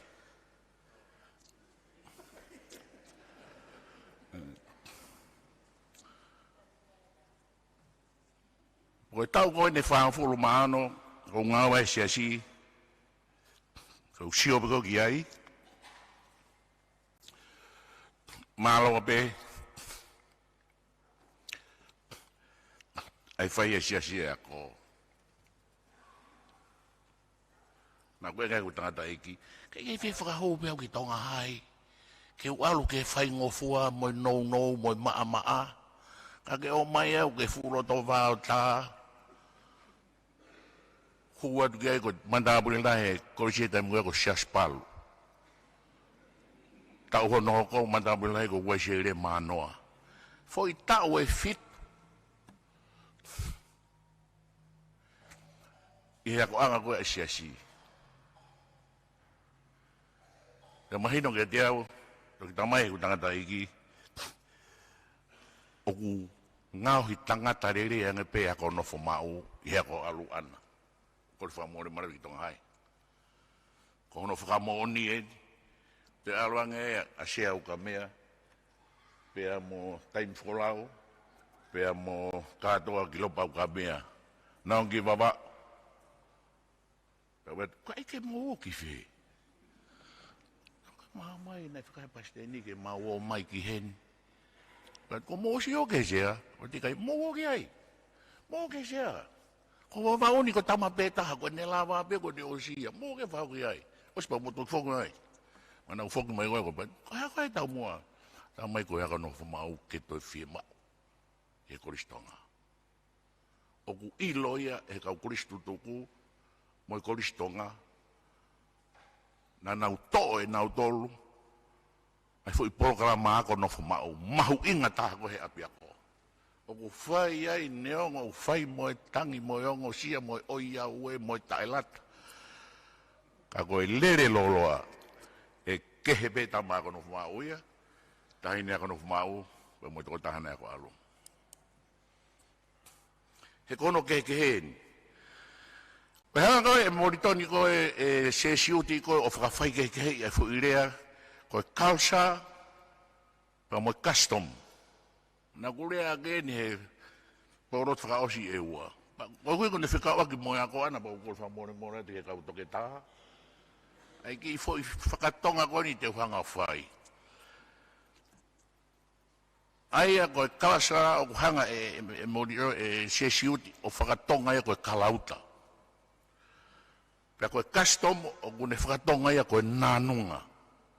Tongan kalsa mo tongan custom. Tau whawhetu iaki e tau tolu ai.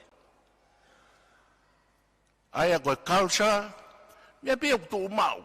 Koe foi moni o kutu umau. Mea ke e misra maoro, mea ke wharearea, e whakafonga wharearea ka umatoke tā. O kutu umau ia, o koe ke mate, o dynamic pe, o kutu umau. Pea kou toi ko ana, na ne kamatai mai hano whakamao opo ngai fo i mea koi a tau tolu tonga koe wha i ka vei koura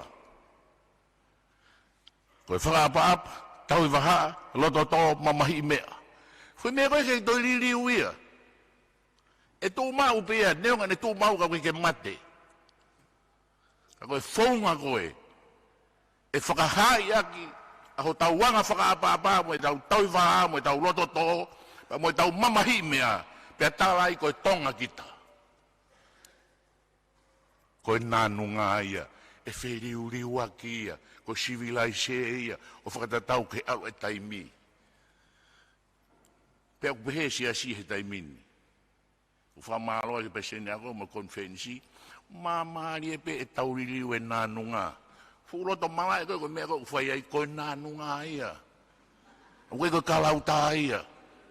O whakahai, e fu mala e koe nanunga ko ia ai hanga e tau whaka apa mo e tau tau i waha mo e tau loto to mo e tau mamahi lotu au bo me ai koe tai mini ihi au tau tokangan ki tau tolu ke nanunga kai tuko e momona whake ngai sia ni koe ke henge e si ke nau tole i he order of service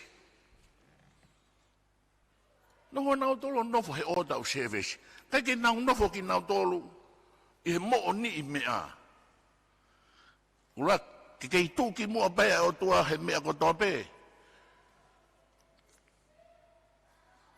Ka veinga koe na konferense hui mo whakatau ataina. Ko hai whainga nānunga e whakahai aki ai huhui mo whakatau ataina. E arue mo taimi. Whanonga ngahi mea rea koe ni e ne whaka ofa taimi koe. Nai kei tei lo te mātua ia ke asi mai. Koe mea whaka pentekosi ia. Koe mei o se tau tupu heo pentekosi pa toki huu mai. E mea rea. Ka koe ngai ai ako asi. O tau ni kou mālolo ai. O si hau peo kore ange pasiteni. Ofa mai kou kakatau tau fitu noa e noa mai tau osi. Koe ku mālolo koe ni. Koe ku mālolo ia he mea koe malanga. Mālolo he tau mau whakakina holo he whakataha asi.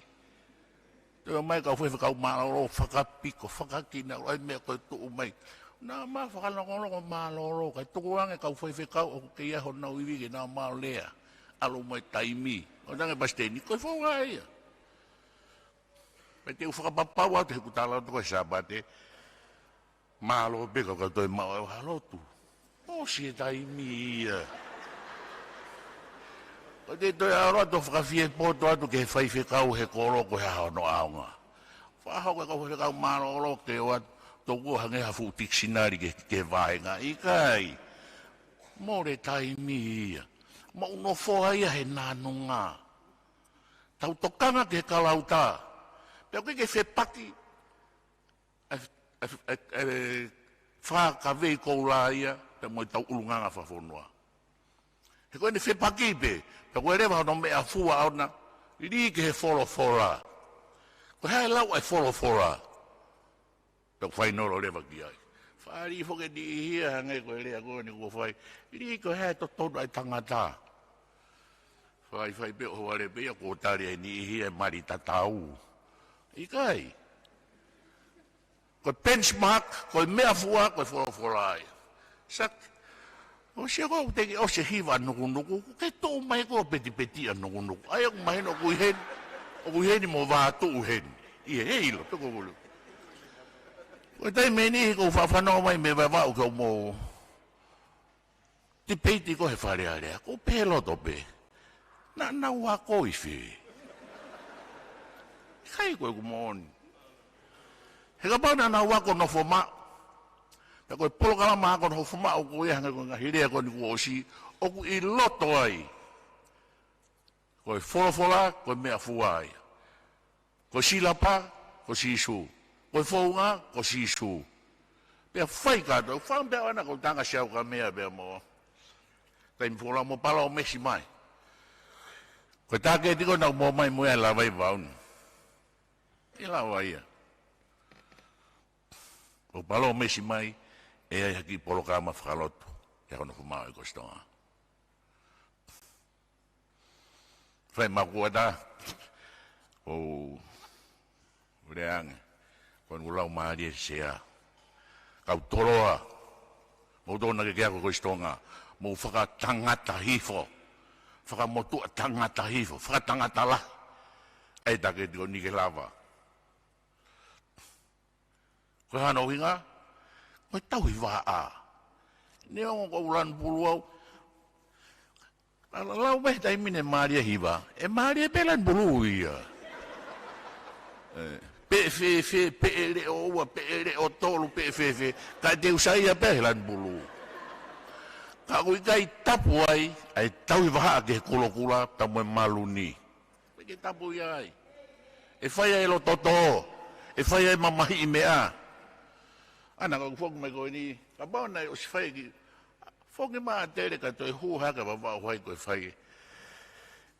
E nau toi ki kumi paanga ki he nau whareisi.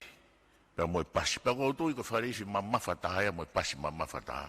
Tolu kilo e pasi, tolu kilo e whareisi. Nau darang, koe whai whikau wau e api ako.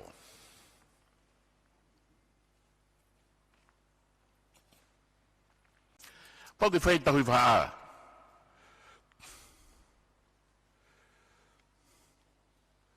Mabau nei whai, o si whai homo konsetiva wa. Aru pēo konyo, aru ke haku wewe aku.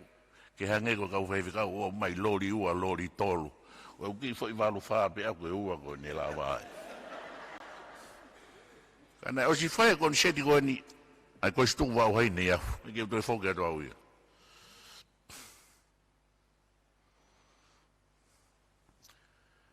O mau stala si din mo niya. Ang niya. Kore frasi ya doon. Fai nga maari ko ni ko si momo asya ke konferensi. O kifra pete tangifu.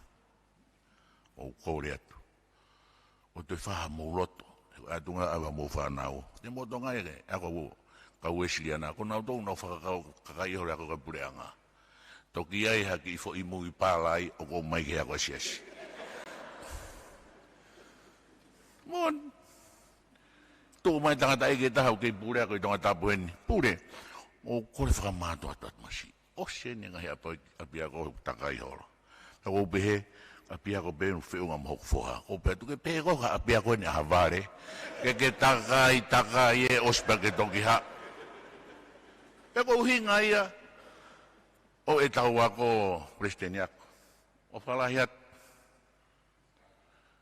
Kei mahu inga pe. Ke tau hanga whakamoui. Ai fui kalau ta whakaue siriana ko ia koe tau ako neo. Ai tau whea mo kaki. Nai loto sia e ua tamatei e nau ki ako. He nai mana ko e fui incentivi ko e me fui monu nai mona doe he potu ngāwe ako. Ki malolo i mo ako ka mau ki malolo mau fia mari. Kaya wata e ua hai o ka mata tu pehe. Asi e mo i whai whekau na ke ako i toloa. Tari e he wahe whunua. Pea kamata whokia e wahai i ho whangao. Anau kamata ko ia, o ne osi au pito ia ko e. Te ki lawa tau e tawha, toi kore maa e ua, ki ai nau ki ako. Pea ko e paisteni ako, o ko kore horo, i wawao, ki o na whaiwhai ange unau hange ko e ua. Wena mau kore mai ako e ke paisteni, o ange mua whaiwhekau, ke hongo ako no fo mau. Ka nau hoko ki nau tolu o whai programa ko no fumau. A he o no, whai ki ngawe ke fitu, mau mea tokoni, o mau laka. Hange peko i programa ko no fumau koe korisi. Pa nau liliu ko hawa henga fo. Ka koe kalauta whakaue siri anai. Koe anga koho no whakahai, musio ki mamaloa. Anga koho no whakahai, koe misinare koe siasi. Kalau tu kau siliana, kahehenga mai hako kehe. Kau siliana, na yako kau siliana, tau hivaha, tau lototo, tau mamahi. Me apanga utok ahla ke taimini fangkito wako ia, o kinau tolo fiau he laulanu. He fu nanunga, pe hoko he ke mo mau taim. Mana utanga sia uga mea vemo, taim forau. O tala ke fana wako. Tagai foi ves malanga koni. E ki tu ana. E ki tu e.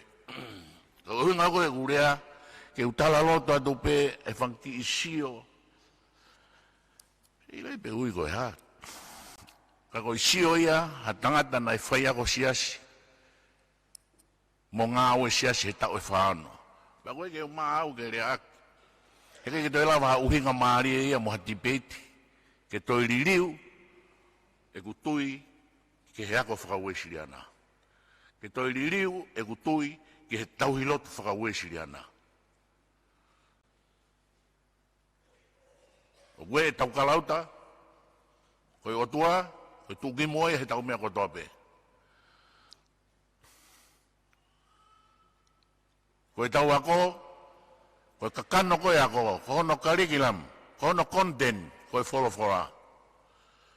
Koe whounga, ai nei whai sisu. Whai ngofua pia mama. A koe taimi koe ke tau hanga ko whakahae ngahi mea koe ia, pau ke tau alo mo civilise. Koe taimi ni hung nofo ni he ki inanunga koe ia, pua hanga koe ki takapau ke inofo pia ina e pehe imua na yanga mahe ni ake na mikai. Tau raka. Ka awa na to'o ai, koe o tua mua he tau mea ko tope. Sia ko valahet. Para tu an. Ane tu ko ni ko mau salu dat bega ding mo to. Pege fa fonga. Sa ke ka mai to ke ta mon be sene tala loto. Ai fare I pe to lo to pu ha ke ai pe ai. Mon be. O valahet ka hiwa, mina kana sere.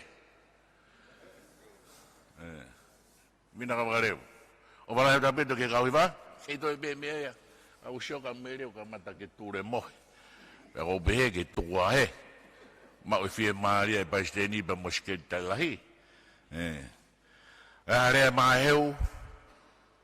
Ana nai fai mau fia hui ka buru te frao sia gia. Ma buru wena ko supa ta valu. O ala to lotu he kamata ko e supa ta valu ko vavau. Pero ngahi nanunga ko nai fai aki nai behen. Na mau hanga hai atu mi tongane ka o buru ki vavau. Pero totongi e nai alu pe he fai nga totongi ko nai fange o ke wiki. Ngai timi ko na ke mana mo ha we toko naki e kau konture ki tongan. Alu mo kau ha we kulaika ke ngai family. Ngai timi ko na foi. Na ke pe tu ke fafanga. Foi pe fafanga pe, foi pe fafanga pe. Kau e tima ne ya fo la yone. O mare dai tai mo ne alo ko ke fra si osi. Fai no la ta nea. Ramudari hau. Osi koe tau, tahi wa tānea, tahwhito tari hau.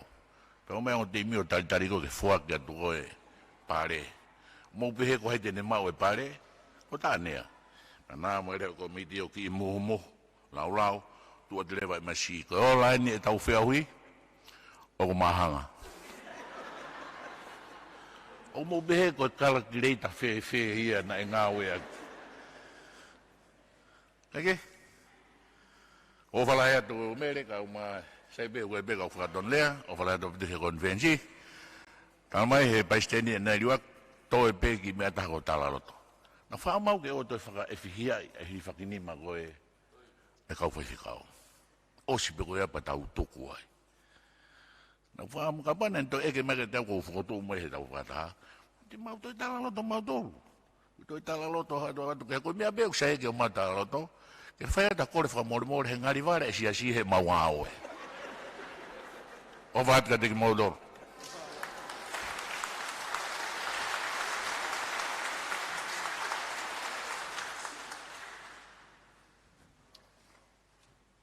Kore kone mole atu he whainga marien.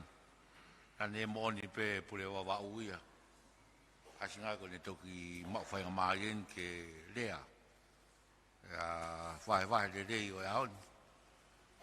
Ko wha malolahi a pita ke kaurea o e poroto e haoni. Tako tā ana ta whingak mau whakawa palahi au ke whituuna. Mau ke iki au witu tohi ngā ue. Ko e tau kei mo e ilomea ai whituuna. Au ko whakangonga au pito e ako ia. Ke mea ke mānawa mai aki. O ku whiawhia puito e potungaka se siho tokoni. Tokoni ko whai ko sia tau tai. Pe ngai pehe ngai poloka mā keke. O whai te tangi at ke whituuna. Ai whakotu me potungaka e ako ke ai university ai CSI. Ke whamalato ke ta uangea o e lotu. Ene hake mai ke whanuani he wanoa wao no. Ko pepa koe o e university ko ni o i asenita o e konferensi ngahi peski mui o tohi asenita ai konferensi. Ko whakato whare ia koe o e pongpong mo ni te e tāno ai ki e whaunga mo e whaunga o e university ai CSI. Nengo ko lawa pe ngai ako ngai CSI o whake na matai tohi. Ka koe whenga ke lawa o whakama opo ke whaki mea university, kai kei whai pe a koe ngai whaitu takita. O hange pe koe a ko tonga ia university whakawhunua ai whunuani. Ko tui pe e toke tā tau whilungaki e maunga maari e pe ai tokoni ai whaitu una ke tā noa koe ni. O ke tui a puta e siasi ke ne whau ngā ko, mo ne kawe ngā ko, ko e tiu e tangata kakato o whakatatau ke he wholawhola a sisu.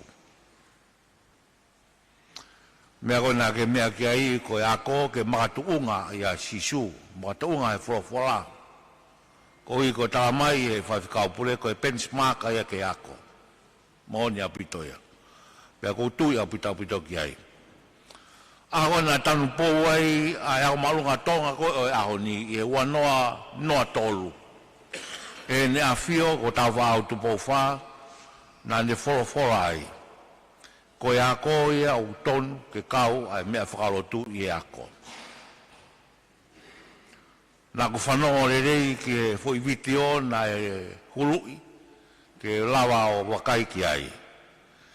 Ko i uhinga ia na e kau ai ai reison tohi tapu i he siwi ai whom ni ma i ngai tau ko ia. Ko uhina e whinangalo ai tu i. Ke kau ai ako ai lotu i ako i e whonuani. Nā ne wholofola ai o kurere lotu o no whai ngai ako a sesi.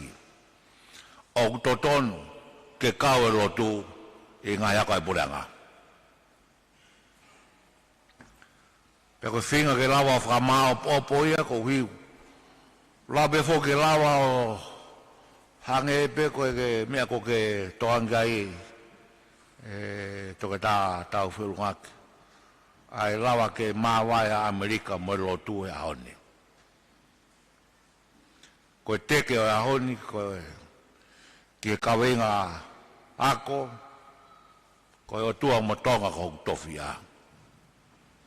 O tui mau e pita potunga o ako koe ki o ako ai si koe teu e tangatake kakato. Mene kina kāteni, mene ako teu, mene ako lisi, mene ako university. Whakamao popo ke ai kolisi hango, e whakamao popo ke ai ako maalunga hange kotupou. Pea whakamao popo ke ai, pea mo e kolisi atou tai. Koe ngahi tawa whaunga o university koe ni, o wat kotoa peia i e toi āsenita, e pe se tolu ki mui o toi āsenita. Koe neo ngoi fuoroa, pa neo ngoi tau tatari ke wanoa wao no, e whakaambe au ke aiku mao. Tau kore kotoa pe ke whafonga wharea rea. Mahu inga pita pe tokonia a e pureanga ke ako wha university. Ngai kore ngai ako anga kotoa ai ngai siasi ke hiki hake ai tokone e purenga me panga fitu nge au ke panga taf na ko whanongo e re tio nai tolo i he whare rea ai mea koe ni ka leo ke toi wakai i hono whaunga na toi whakaongo pe me whare rea o whakao me purenga ke whakawaenga kotoa e purenga ai kau whaiako kotoa pe i e whonuani. Kau ai kau whaiako e potunga o ako ai se susiana tawa tai nā tonga. Ko hiko me ai tuku ai e tokoni ai pureanga ke ngai ako anga. Mari e poni, whakamaro ai a pito ke au sia ko whai e tokata ana tau whirungaki. Whalala ki ai ni awhio, ke hoko koe toko taha. Whare ia o e whataha tokoni ai ne awhio. Māri a pito e whakakola ko whai e toko taha mi asi e ria. Koe au a tangata ngā ako siasi. Teu i he roto whare pe o i siasi. Mana wa mai pe roto whare o i siasi. Tau tui kone toi au sia pe ia nau o ne ako siasi. O toke tā aisaki walu eke, koe whanau tampe moia ai ngai kolisi ai sisi. Pe kone au sia tūnga ai honi, pea mone tau kei. Mea mai pea ai whakafonga ia o whai ai ne mea amanake ia koe whare are aene. Ai pea ke loloa mo tai mahino. Aku mahu inga apito. Whafufonga o tipe iti ai mea kotoa pia o iako i he roto whare area. Mau pou lai au pito ki ai. Whamalo ai puti ngai kauhiwa. Kauhiwa apea moha teo. Mo toi foki o toi ako hiwa fo ke mo toi foki mai. Ko tu be ka pau e ta mai ana ha me ke talatu ko ne ta mai en. Mo toi foki o toi ako hiwa fo a mo toi foki mai ke po hiwa ko fai e po sa pate. Malo puti hiwa ka ofisi, malo puti ko ka ofisi ko ni o na lotu be i he holo ko o toke ta molitoni. Ange pe ko lau ko ai kaurea we naka leo na sere. We are all ex-students of EOSP for a long time, but you are here now, and we are so thankful for your presence here. Kamala puti hiwa ako tutuku ai ako malunga tonga. Whafofa o mo kote, mo teu. Mau manaki pe, nai lawa maa mau kote ke mau teu ngā pehe mo mau tolu. Ne o ngoia, sai be ko fuako maa runga ki mo tolu. Toi maaria hiwa ia a nuku, mo wau tuu. Mo e wahenga ni ma. Maaria pita. Malo puta hiwa Maria, malo teu. Whaka malo tau mo wako hiwa, mau taimi ke ako hiwa. Nia ngō ko si be whainga Maria. Ka ku hoko katoa be ngā i mea o ia honi. Whaka koloa ia. Ki e whakatahangani. Whaka malo ke kaurea. Whaka malo ka teki mutol katoa be. Whaka malo ke hoa e tangate paiseni. Malo ne mea aini. Ko e tau himi tuku. Ko e whaangea o maa whao hi mi mō kore ke mō mea ke tauhiwa. Le spetaha, e lau maari e mea mai a whei tau lalo ke au, tari aku whei ngani, hao o sila i au maau, tā pui hoku atamai o ngāhi hao whale ai.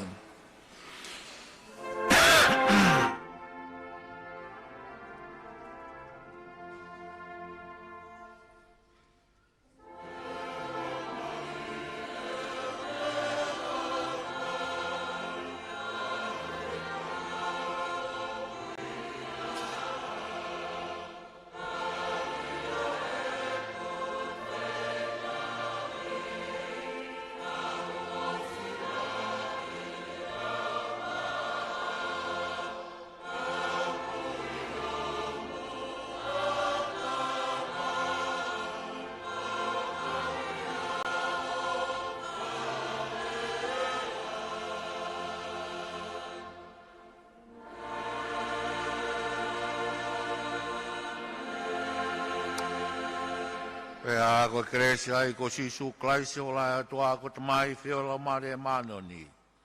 A whiola whai a teki mautol ko tope. Ke whai pea o taingata, pea taingata. Amen.